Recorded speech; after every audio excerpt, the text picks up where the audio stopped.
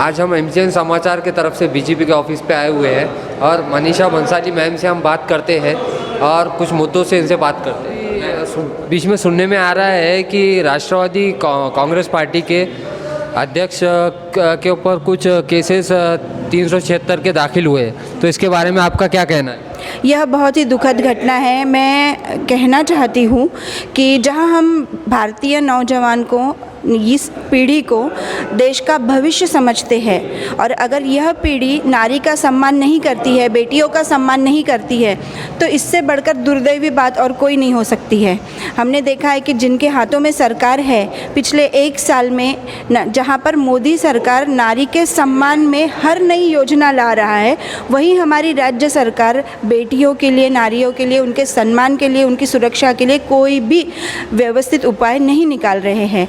रोज़ ऐसी घटनाओं को हमको सामने जाना पड़ता है। ये बहुत दुखद घटना है। अच्छा मैम, कहीं ऐसा तो नहीं है कहीं पॉलिटिकल दुश्मनी निकालने के लिए ये पर्टिकुलरली ऐसा गुनाह दाखिल किया गया है? मुझे तो ऐसा नहीं लगता, क्योंकि हम देखते हैं कि 0.01% ही बेटियां ऐसे केसेस में सामने आकर अपने पर कुछ दुखद घटना हुई है उसका जाहिर प्रकटन करती है। अनेक बेटियां ऐसी हैं कि जो बस इस घटना को अपनी ज़िंदगी का एक दुखद हादसा मानकर, और उसको घर के भी लोग बोलते हैं कि अभी किसी को नहीं बताना है, उसको खुद को अपमानित लगता है और वो नहीं बताती है। पर जब एक बेटी सामने जाकर इतनी बड़ी बात पुलिस के सामने रखती है, तो आप इसका गांभीर्य समझिए। जहाँ पूरा देश 14 नवंबर को दिवाली मना रहा था, वहाँ हमारी एक बेटी इतनी दुर्घटना की शिकार हुई।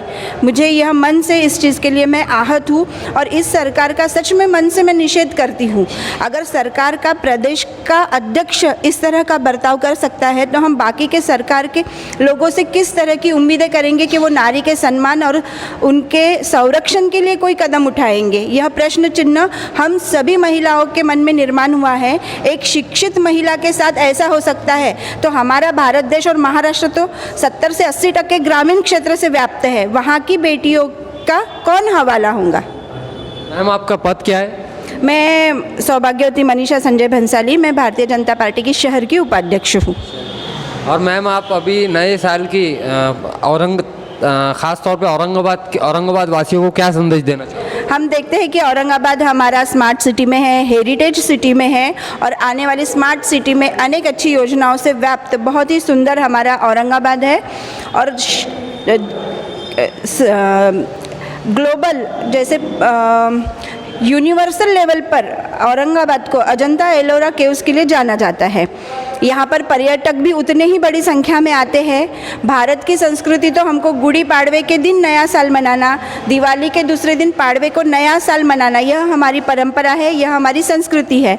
पर अभी हम इस आने वाले साल में 1 जनवरी को मैं सभी देशवासियों को शुभेच्छा देती हूँ। संकल्प करना हमारे हाथ में है, लेकिन बाकी तो हम देखते हैं कि सब भगवान के हाथ में है। अच्छा संकल्प आने वाले समय के लिए सभी लोगों ने बनाए, यही मैं शुभकामना देती हूँ।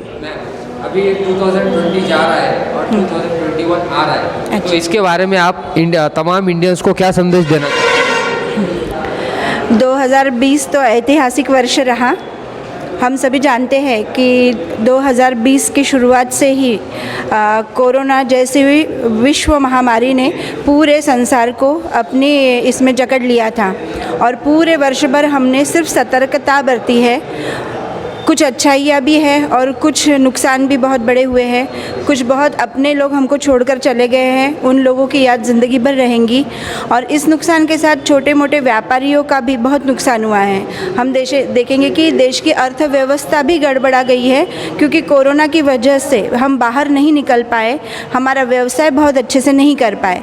तो हर क्षेत्र का व्यक्ति, हर सेगमेंट का व्यक्ति इससे प्रभावित हुआ है।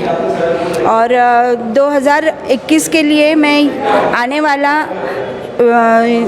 जैसे हम दशक भी बोलेंगे, नया साल तो आ ही रहा है पर नया दशक भी आ रहा है, तो ये आने वाला दशक पूरे संसार के सभी लोगों को, समस्त जीवों को, प्राणियों के लिए सुखद रहे, संपन्नता से भरपूर रहे। इस साल में जितना नुकसान हुआ लोगों का, अगले साल में इससे डबल उनको समृद्धि मिले, यही मैं भगवान से प्रार्थना करती हूँ। आज आपने देखा, हमने मनीषा मैम से बात की है।